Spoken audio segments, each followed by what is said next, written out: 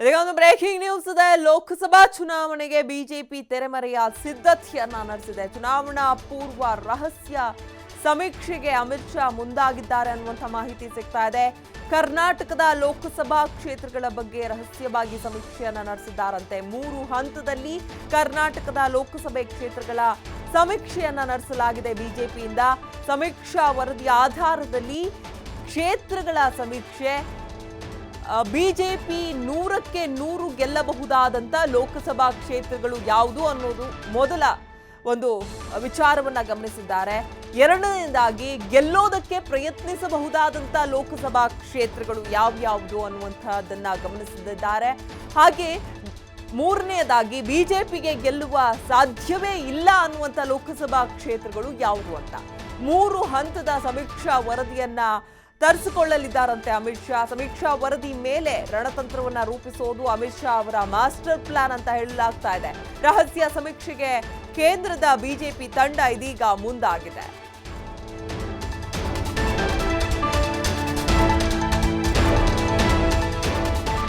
ಲೋಕಸಭಾ ಚುನಾವಣೆಗೆ ಬಿಜೆಪಿ ತೆರೆಮರೆಯ ಸಿದ್ಧತೆಯನ್ನ ನಡೆಸಿದೆ ಅನ್ನೋದು ಬಹಿರಂಗ ಆಗ್ತಾ ಇದೆ. ಚುನಾವಣಾ ಪೂರ್ವ ರಹಸ್ಯ ಸಮೀಕ್ಷೆಗೆ ಅಮಿತ್ ಶಾ ಮುಂದಾಗಿದ್ದಾರೆ. ಬಿಜೆಪಿಯ ಚಾಣಕ್ಯ ಅಂತಾನೆ ಇವರನ್ನ ಕರೀತಾರೆ.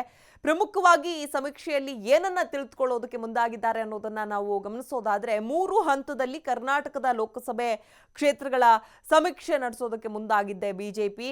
ಅದರಲ್ಲಿ ಪ್ರಮುಖವಾಗಿ ಸಮೀಕ್ಷಾ ವರದಿ ಆಧಾರದಲ್ಲಿ ಕ್ಷೇತ್ರಗಳ ಸಮೀಕ್ಷೆ ಆಗುತ್ತೆ. ಮೊದಲನೆಯದಾಗಿ ಬಿಜೆಪಿ 100ಕ್ಕೆ 100 ಗೆಲ್ಲಬಹುದಾದಂತ ಲೋಕಸಭಾ ಕ್ಷೇತ್ರಗಳು.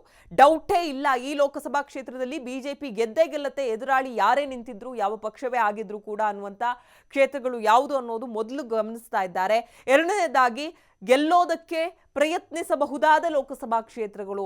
ಒಳ್ಳೆಯ ರೀತಿಯಲ್ಲಿ ಪ್ರಯತ್ನವನ್ನ ಪಟ್ಟರೆ ಆ ಕ್ಷೇತ್ರವನ್ನ ಬಿಜೆಪಿ ತನ್ನ ತೆಕ್ಕೆಗೆ ಹಾಕಿಕೊಳ್ಳಬಹುದಾದಂಥ ಕ್ಷೇತ್ರಗಳು ಯಾವುದು ಅನ್ನುವಂಥದ್ದು ಎರಡನೇ ವಿಚಾರ.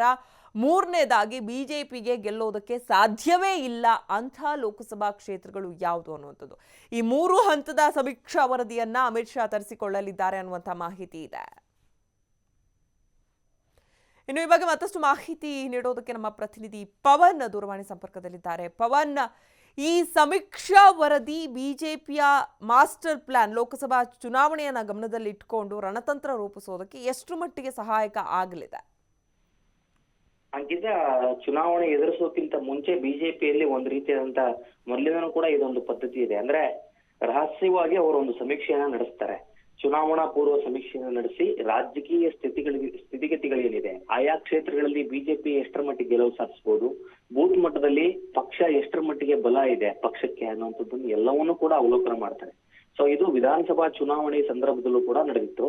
ಅದೇ ರೀತಿ ಕರ್ನಾಟಕದಲ್ಲಿ ಈ ಬಾರಿ ಲೋಕಸಭಾ ಚುನಾವಣಾ ಸ್ಥಿತಿಗತಿಗಳ ಬಗ್ಗೆನೂ ಕೂಡ ಅಮಿತ್ ಶಾ ವರದಿ ತರಿಸಿಕೊಳ್ಳಿಕ್ಕೆ ಮುಂದಾಗಿದ್ದಾರೆ. ಹೀಗಾಗಿ ಆ ವರದಿಗಿಂತ ಮುಂಚೆ ಚುನಾವಣಾ ಪೂರ್ವ ಸಮೀಕ್ಷೆಯನ್ನ ಇಲ್ಲಿ ಅಮಿತ್ ಶಾ ಅವರ ತಂಡವೇ ಇಲ್ಲೊಂದು ಚುನಾವಣಾ ಪೂರ್ವ ಸಮೀಕ್ಷೆ ನಡೆಯುತ್ತೆ. ಈಗ ಆಲ್ರೆಡಿ ಆ ತಂಡ ಬಂದು ರಾಜ್ಯದಲ್ಲಿ ಸಮೀಕ್ಷೆ ಶುರು ಮಾಡಿದೆ ಅನ್ನುವಂತ ಮಾಹಿತಿ ಇದೆ.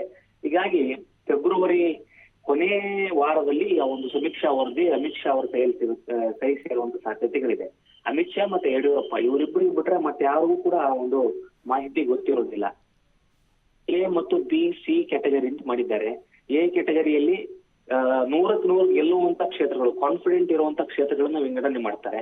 ಬಿ ಕ್ಯಾಟಗರಿಯಲ್ಲಿ ಯಾವ ಕ್ಷೇತ್ರಗಳನ್ನ ಸ್ವಲ್ಪ ಎಫರ್ಟ್ ಹಾಕಿದ್ರೆ ಗೆಲ್ಲಬಹುದು ಆ ರೀತಿಯಾದಂತ ವಿಂಗಡಣೆಯನ್ನು ಮಾಡ್ತಾರೆ. ಸಿ ಇಲ್ಲಿ ಗೆಲ್ಲಲಿಕ್ಕೆ ಆಗೋದಿಲ್ಲ ಅನ್ನುವಂತ ಕ್ಷೇತ್ರಗಳು, ಉದಾಹರಣೆ ಮಂಡ್ಯ ಇರ್ಬೋದು, ಮತ್ತೆ ಹಾಸನ ಇರ್ಬೋದು, ಅಲ್ಲಿ JDS ಪ್ರಾಬಲ್ಯ ಇದೆ. ಹೀಗೆ ಕೆಟಗರಿಗಳನ್ನ ಮಾಡಿ ಅಲ್ಲಿ ಶ್ರಮವನ್ನ ಹಾಕ್ತಾರೆ. ಅಂದ್ರೆ ಎ ಅಲ್ಲಿ ಗೆಲ್ಲಬಹುದು ಅನ್ನುವಂಥದ್ದಕ್ಕೆ, ಮತ್ತೆ ಬಿ ಕ್ಯಾಟಗರಿಯಲ್ಲಿ ಸ್ವಲ್ಪ ಶ್ರಮ ಹಾಕಿದ್ರೆ ಗೆಲ್ಲಬಹುದು ಅಂತ ಅನ್ನೋದಾದ್ರೆ ಯಾವ್ಯಾವ ಕ್ಷೇತ್ರಗಳನ್ನು ಮಾಡಬಹುದು, ಯಾವ ರೀತಿ ಸ್ಟ್ರಾಟಜಿಯನ್ನ ಮಾಡಬಹುದು ಅನ್ನೋದನ್ನ ವರದಿ ಮುಖಾಂತರವಾಗಿ ಅಮಿತ್ ಶಾ ಅವಲೋಕನ ಮಾಡಿ ಕೆಲವೊಂದಿಷ್ಟು ರಣತಂತ್ರಗಳನ್ನ ರೂಪಿಸಲಿದ್ದಾರೆ.